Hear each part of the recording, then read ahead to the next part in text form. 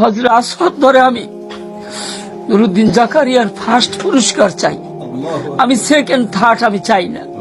রিয়াজুল জান্নার মধ্যে দীর্ঘ 3 ঘন্টা আমি সেজদায় ছিলাম। 3 ঘন্টা আমি ওখানে কান্নাকাটি করেছি।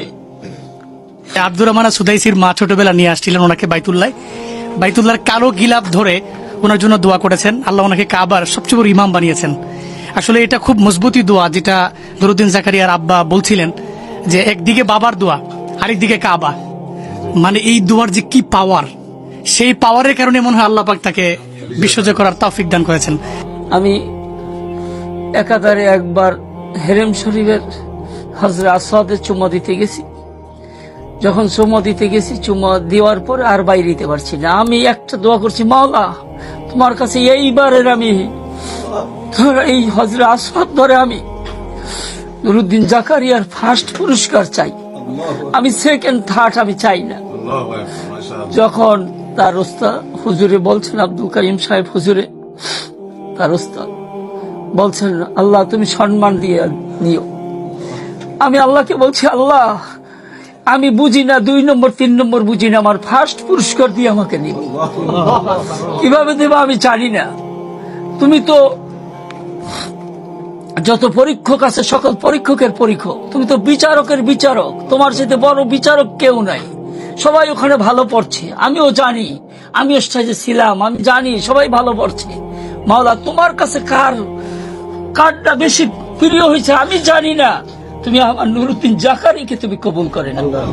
আমি এভাবে রিয়াজুল জান্নার মধ্যে আল্লাহ কি অশেষ মেহেরবানি, প্রত্যেকের ওখান থেকে 10 মিনিটের মধ্যে বাইর করে দেয়। 2 রাকাত হুজুর যারা ওখানে গেছেন জানেন, 2 রাকাত নামাজ পড়ার পর তাদেরকে বাইর করে। আলহামদুলিল্লাহ ওখানে আমি দীর্ঘ 3 ঘন্টা আমি সেজদায় ছিলাম। 3 ঘন্টা আমি ওখানে কান্নাকাটি করেছি।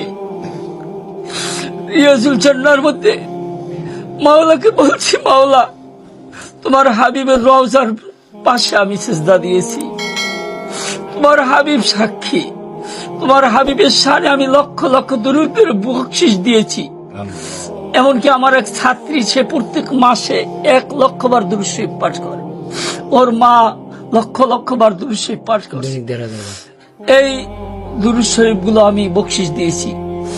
আর বলেছি যে আল্লাহ তোমার হাবিবকে সাক্ষী রেখে আমি বলতেছি, আমি তোমার কাছে এইবারে আমি জাকারিয়ার নুরুদ্দিন জাকারিয়ার আমি ফার্স্ট পুরস্কার চাই এবং তাকে 10টা দেশের মধ্যে তাকে বিজয় করেন। এটা আল্লাহর কাছে আমি বলছি, যত বলার মতো এটা তাকে দিনের জন্য অক্ষ করেছি।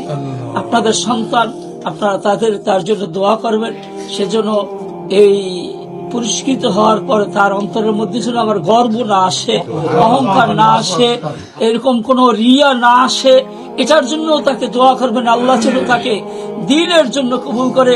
তিনি ছোটবেলায় বলছিলেন যে বাইতুল্লাহ ইমাম হবে, আল্লাহ যেন তাকে ওই বাইতুল্লাহ, আমি ওখানেও বলেছি, আল্লাহ তাকে মসজিদে নববী অথবা বাইতুল্লাহর ইমাম বানাবে।